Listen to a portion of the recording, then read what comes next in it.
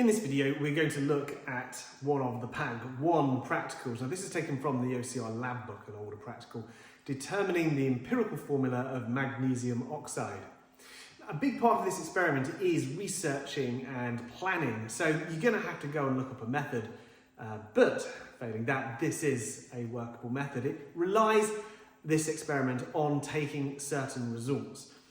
A key thing is we need to record the mass of the crucible. Now, the crucible is a small pot that we're going to burn some magnesium in air, and we need to know the mass of that because we need to subtract it from our calculations. Quite often in chemistry, we just put the receptacle on the weighing scales and press the tare button to bring it down to 0. But the reason why we can't do that in this, we want to actually know what the mass of the crucible is before and afterwards so we can subtract it from both calculations. So this is everything you're going to need. This is the crucible, and it sits in this little clay pipe triangle. You can see it fits just there. And this is the magnesium ribbon. We're going to put a sample of this into here, and we're going to burn it. And how we're going to burn it, basically, we're going to get it very, very hot until it essentially reacts with the oxygen in the air. What we need to do, though, is we need to know the mass of the crucible before we put the magnesium into it and afterwards, so that we can figure out, and so we can subtract that at the very end of the experiment. So this is my crucible. It is going to be the chamber where we expose the magnesium to oxide under heat. We need to know the mass of this, so put it on the scales there, and it is 38.70 grams. We're also going to put some magnesium in here. So we'll record that, 38.70. How much magnesium is too much magnesium? Well, we've been given a piece of magnesium ribbon here. We want to have several goes at this because we could try different amounts of magnesium. We should find that after the calculation, the empirical formula of the magnesium oxide is always the same. We can try it for different amounts. Now, I'm going to choose that much. And I'm just going to roll it up so that it will fit inside the crucible. If it is too small an amount, then the actual amount of magnesium oxide will become so small that it may be quite an inaccurate measurement trying to find the mass of this thing. So it goes in there, and put the lid back on, and now the mass has gone up. It's now 38.86. So this is obviously using a Bunsen burner. We need hair tied back, no loose clothing, and goggles on.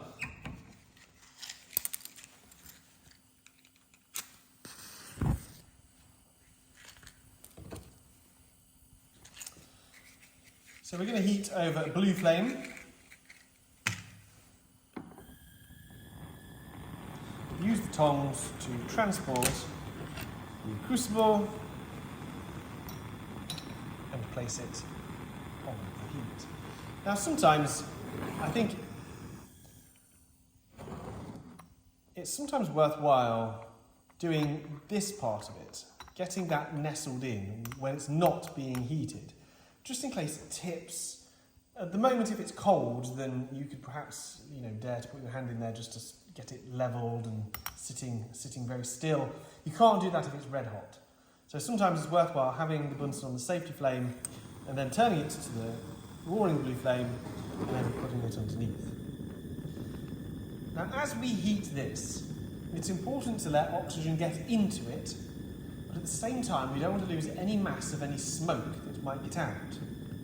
So we have to try to let air in whilst also not allowing any smoke to escape, and that's quite difficult.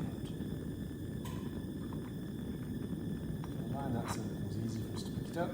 What we can do is expose it to air and then put the lid back on. We're going to do that several times. You can see at lower light illumination and that this is all getting very hot. Use the tongs to let a bit of air in.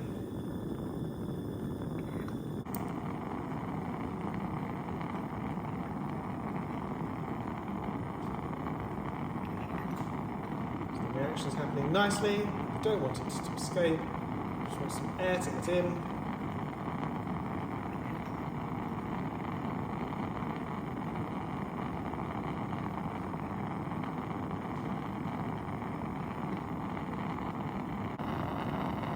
we know that the reaction has concluded when taking the lid off.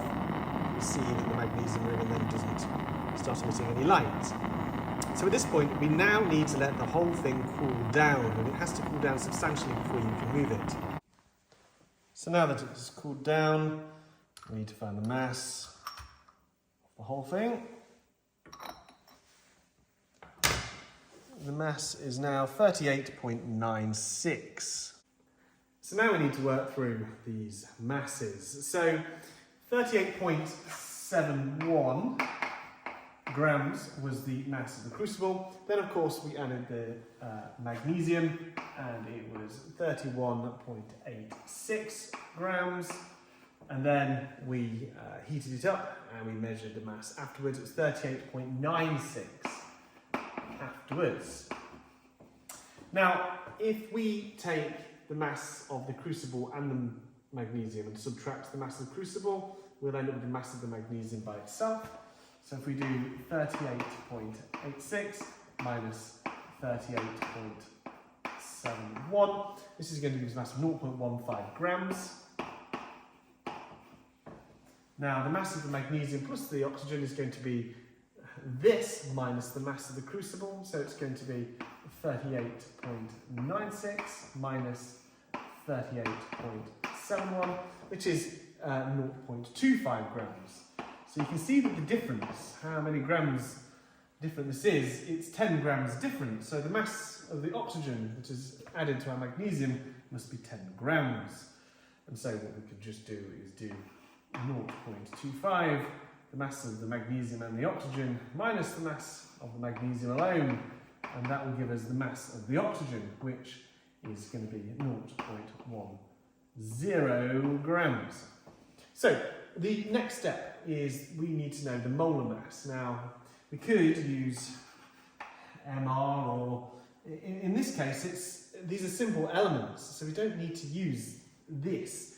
Probably the better notation to use is AR, the relative atomic mass, rather than as relative molecular mass. So we'll use this.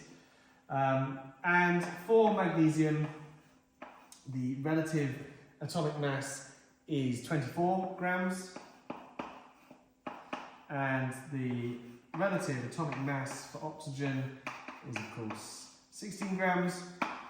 Now, how many moles do we have of each of these substances? Well, remembering that the number of moles can be found by taking the sample mass, which will give you M, dividing it by, well, sometimes we put capital M there, the relative molecular mass, but in this case we're going to put the relative atomic mass. It doesn't matter, it's just the mass of 1 mole of this substance.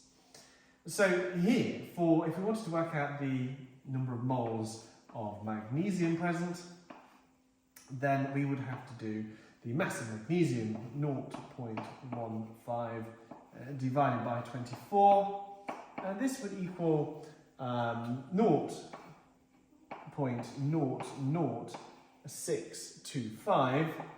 And that's how many moles we have of magnesium. How many moles do we have of oxygen? Well, in this case, we need to do 0.1 divided by 16, which, by some lucky quirk, gives exactly the same answer, which means that the ratio of moles of one to the other, so moles of magnesium to moles of oxygen, is equal to 0.00625 to 0.00625. Now normally in any other circumstance I'd divide by the smaller one of these on both sides to work out the smallest whole number ratio, but I can see that that is the same as that.